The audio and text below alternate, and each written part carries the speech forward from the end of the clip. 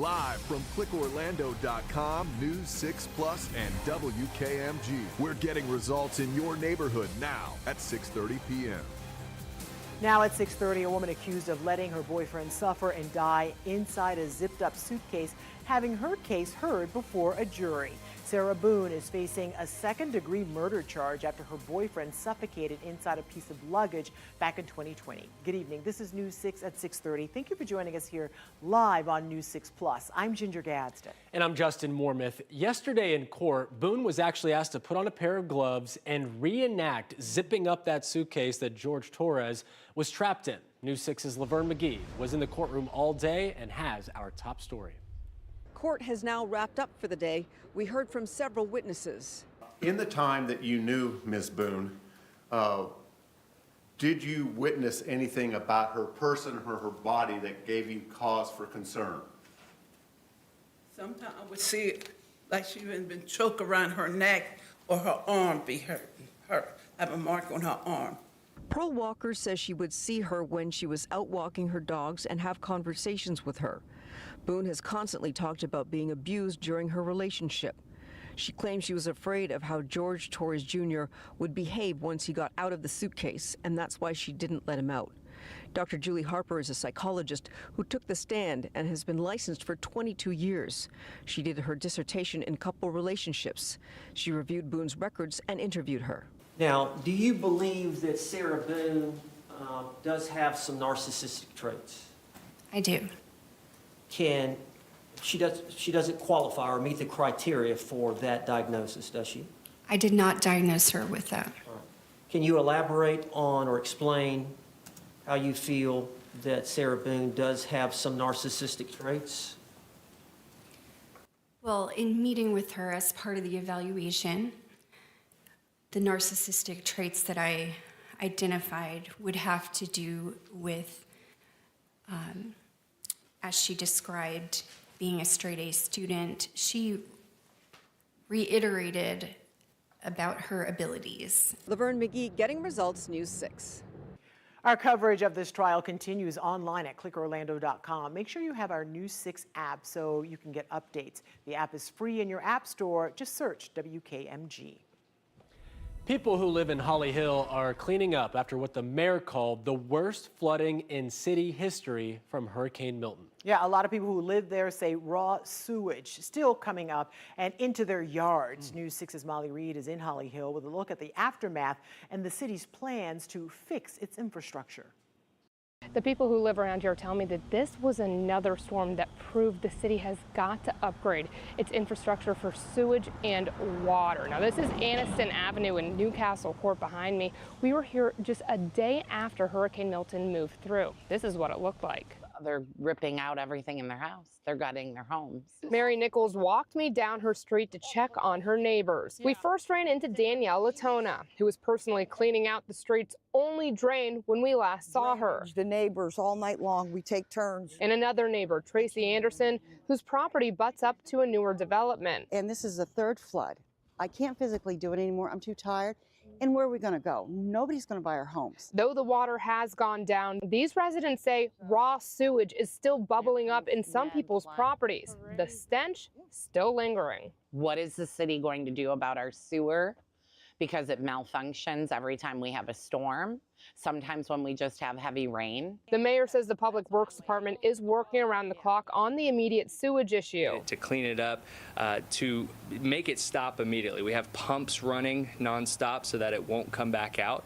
And so, and then in the meantime, too, we have to come up with a permanent solution. A permanent solution to the city's 80-year-old crumbling infrastructure. Mayor Chris Villa says the city has invested nearly $3 million to address flooding in the last 2 years. The city is undergoing a citywide study to take place and to tell us exactly what projects could happen, at what dollar amount they need to be funded, and how much flood water that will affect. And the city will be holding a workshop to address the flooding here at City Hall on October 30th at 4 p.m. In Holly Hill, Volusia County, I'm Molly Reed, getting results, News 6. Just to reiterate, that meeting is a week away on Wednesday, October 30th. Again, at City Hall, that's on Ridgewood Avenue. It starts at 4 o'clock. Well, it's being called a high-flying reunion, a Claremont police officer reconnecting with an old friend. A helicopter he took a picture with as a kid just saved his life. News 6's Jarrell Baker has the story. Life has come full circle for Claremont Police Sergeant Chris Cruz. This is unbelievable. He's taking a flight in the same helicopter used to save his life. Out of nowhere, blink of an eye, life changes. During a Super Bowl party with friends off duty in 2016, Sergeant Cruz caught fire from a small bonfire outside. It was covered in gas, on fire, burning. At first, Sergeant Cruz didn't think his burns were that severe, but emergency crews called to the scene, including Orlando Health Air Care paramedic Steve McKinney, knew otherwise. Chris was sitting up on the stretcher. He was still able to talk. He was awake and everything. But the problem you run into with the superheated gases, inhaling them, it tends to burn your trachea, the back of your throat, and everything. Cruz had burns on 70% of his body. McKinney and the crew had to act quickly. I knew that this was probably the last time he was going to be able to talk to anybody for a while, and with the extent of his injuries, and the fact that Chris was a first responder law enforcement officer about the same age as my son, that just made it that much more to me. They decided to put Cruz to sleep with medication, insert a tube down his throat, allowing him to breathe, and flew him to Orlando Health Regional Medical Center. During Cruz's recovery, his parents figured out the chopper was the same one Sergeant Cruz took a picture on when he was a kid. They just tore in the helicopter, I think at a publicity or a PR thing. Yep. was just seeing the helicopter and making that connection, recognizing that it was the same tail number on it, and looking back, finding the old pictures from when I was a kid. I mean, I had to be 5, 6 years old maybe. After 25 years in the sky, McKinney is retiring from the air care team. Hey! Cruz surprised McKinney at the hospital to celebrate his career and take one last flight in their favorite helicopter. In Orlando, Jarrell Baker getting results, News 6. Come on. That's a great What story. are the odds? I Great love that. story. UCF often calls itself Space U because the university was first established in 1963 to bring talent to the growing U.S. space program. And you can see the launches. Pretty nice vantage point from the stadium as well. Well, now the school is opening a new Hyperspace Center. The goal, get us to the stars faster than ever before. News 6's Angie Cazada got a look at the new facilities. When it comes to the University of Central Florida and their drive for research and technology, sky isn't the limit, but the foundation when it comes to their research. A new state-of-the-art facility is launching its way through the aerospace world. And it's calling the University of Central Florida home.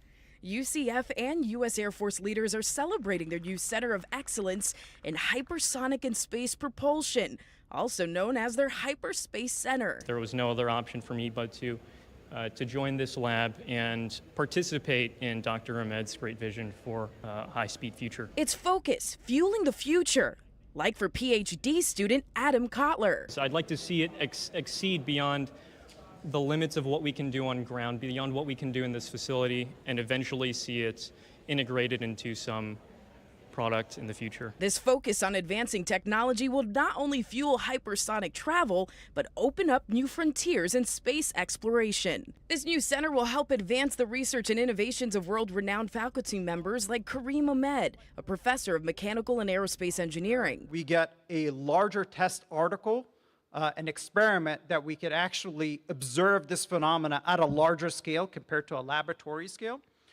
We get a longer test time. Advanced hypersonic propulsion systems are a national priority and are essential to maintaining our nation's defense. That's why the U.S. Department of Defense is providing more than $20 million in funding. With this top-notch technology, you can travel up to 1,300 miles per hour. That means you can travel from Florida to London in less than 15 minutes. Reporting in Orlando, I'm Angie Casada, getting results, News 6. How would you feel when you get there? Oh, not great. You're going to look surprised. Yeah, shocked. That's for sure. How cool. So we want to hear from you and see what you think about this. So take our poll. Would you ever fly in an aircraft that can give you an instant facelift and can travel at 1,300 miles an hour? You can select yes or no. You can also go to clickorlando.com/react and send in your response that way as well. 75% of you right now are saying yes because I don't think you know what you're signing up for. What you're saying yes Not to. everyone can sustain those G-forces. That's astronaut training. Yeah. But good for you. Yeah. Shooting Give for it the a stars. try. Hey, the Orlando Magic back on the court tonight, hoping to build off the success from last season. Of course, they made the playoffs. Oh, it was sweet, too. Oh, yeah. They'll be back in action with all the same key players, and that is key. News 6 was at practice yesterday before the guys left for South Florida. They told us the Magic's goal this season is to win enough games to secure home court advantage in the playoffs. So they're already thinking about the playoffs. The Magic play rival Miami Heat tonight at 7:30. That's going to be a really good one. I hope they start with a win because, you know, you got to start it on a positive note, get that momentum going. You do, and the reason they want that home court advantage this year, of course, if you go back to last year's playoffs, they won at home, they lost all 4 games on the road. You need home court advantage. Home court it's it is. important. All right, let's take a look at what's trending right now on Central Florida's #1 news website, clickorlando.com. State officials announcing new Florida license plate designs. All right, didn't they already do this? I don't know, doesn't matter, people clicking on it anyway.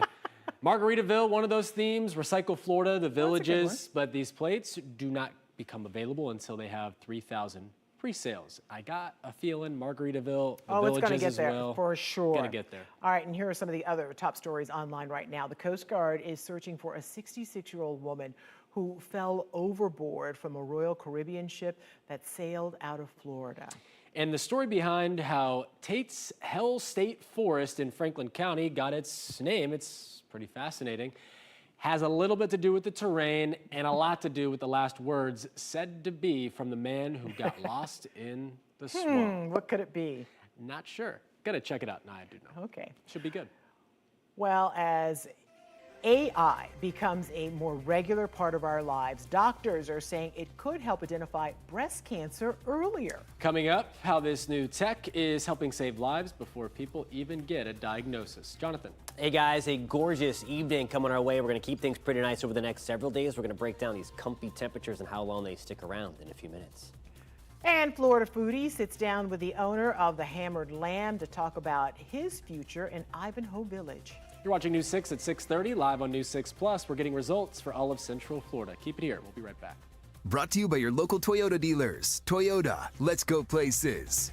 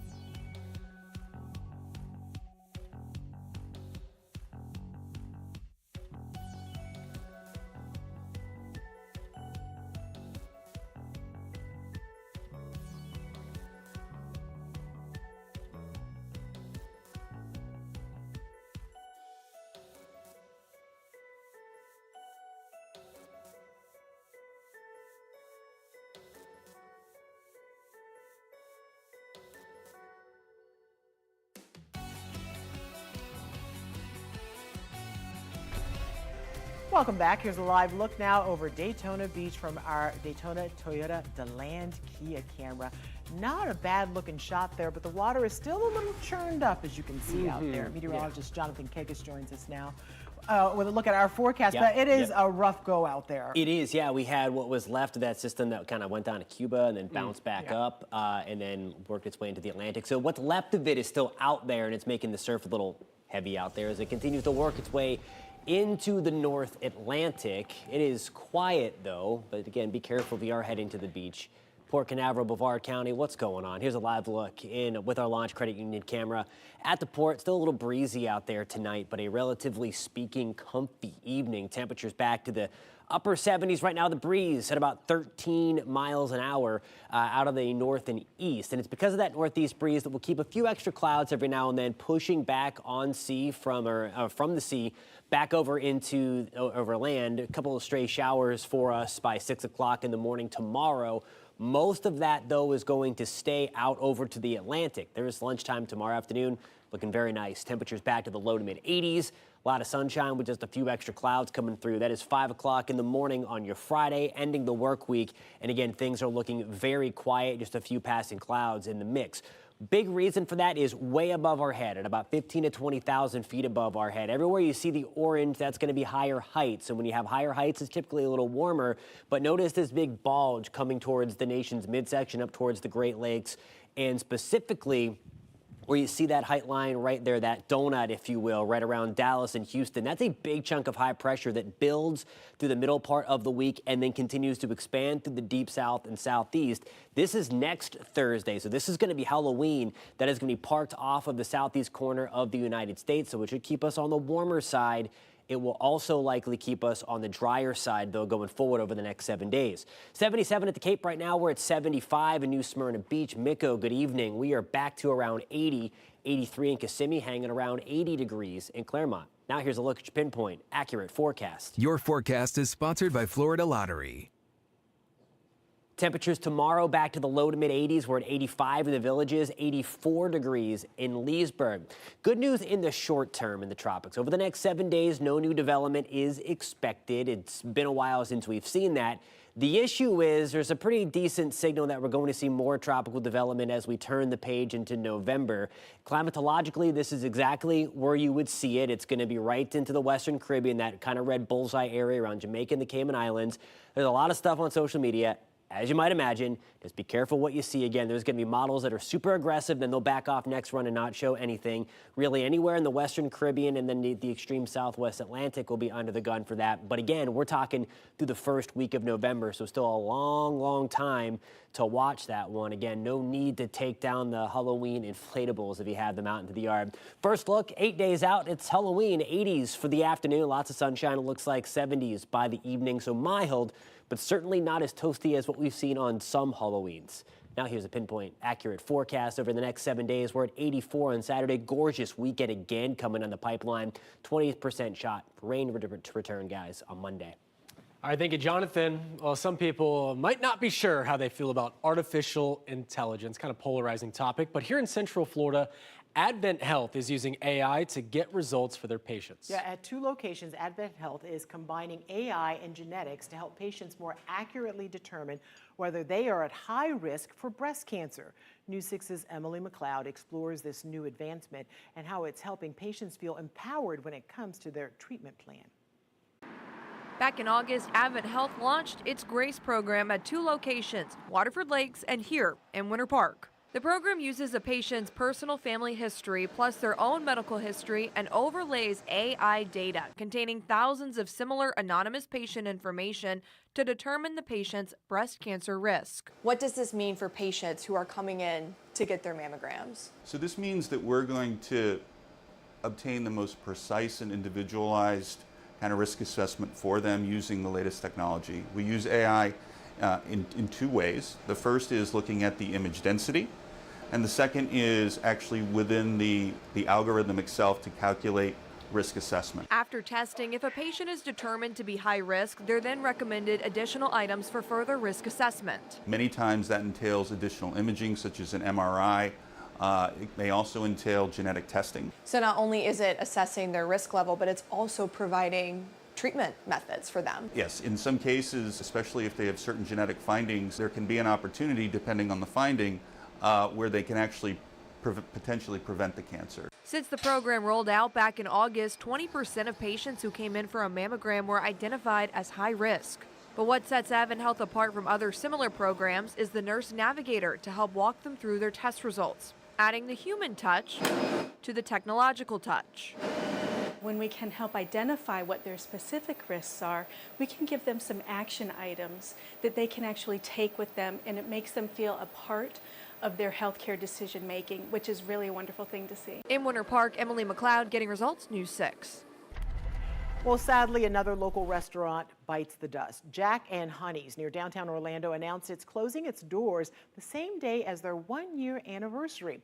Now the owner is hoping his other Orlando business will survive. Jason Lambert opened Hammered Lamb 11 years ago. It's been a staple in the Ivanhoe area, and despite surviving the pandemic and raising almost $30,000 last month, Lambert told Florida Foodie construction could end it all. Basically, the construction that started in October is all to replace the sewer lines throughout the area, because with all of the construction coming in, now the sewer system can't keep up with all of the growth. Yeah. That sounds like a stinky situation. Yes.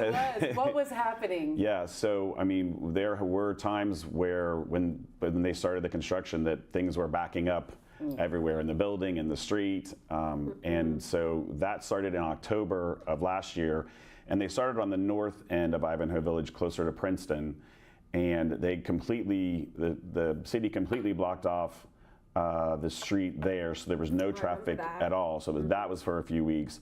And then over the course of the last year, they've moved south on Orange Avenue, coming down through. They closed off Virginia for quite a while, which was a main, a main street to get into Ivanhoe Village and into College Park. And then they've moved down in front of our place and had it shut down in front of us for a while. And then they've moved on and had it shut down in front of the shops. They've basically been doing like segments of it, replacing the stuff underneath. Did you have a lot of warning that this road construction was going to be taking place? The city did start sending out, notifications saying that there would be, to expect road closures, and it should take about a year. And so they did come out and say it, but I don't think any of the businesses knew the amount, like what it was going to do to us. Yeah, how could you predict that? And he's not the only business down there hurting right now because of that. Yeah. A lot of them it's been a problem for, like he said, like a year or so when they started this construction. So many great places that have been there for a long time. But you take away people's ability to get to someplace very easily and park, then they're going to go somewhere else. No doubt. And it's, I know it's a walkable place, but you got to get there somehow. You got to park somewhere. Yeah. Check out the full episode on the News 6 Plus app for your smart TV, or you can listen wherever you like to get your podcast. Well, scientists have scoured the globe to find anything that can help slow down global warming. And now they're looking in your dishwashers to maybe find that answer. We'll explain this next. Coming up in the morning, another local city looks to change the rules when it comes to late night alcohol sales. Where closing time could soon come earlier unless businesses are willing to pay more. And why not everyone is happy about it? And your pinpoint weather and traffic every 10 minutes. We'll see you for News 6 Mornings 5 to 7 a.m.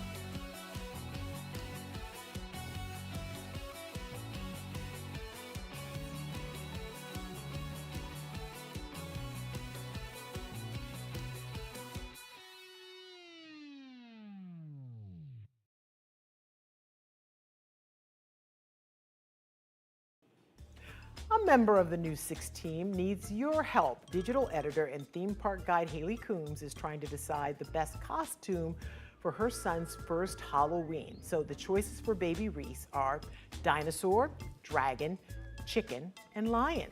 All you have to do to vote is head to clickorlando.com/first-Halloween to cast your vote. Lion has been winning for a while now. Yeah, you haven't changed? It's I'm been not Lion changing. since you first saw, yeah. Yeah, I mean, Lion is great. Because look at it. Look at it. Why wouldn't it be?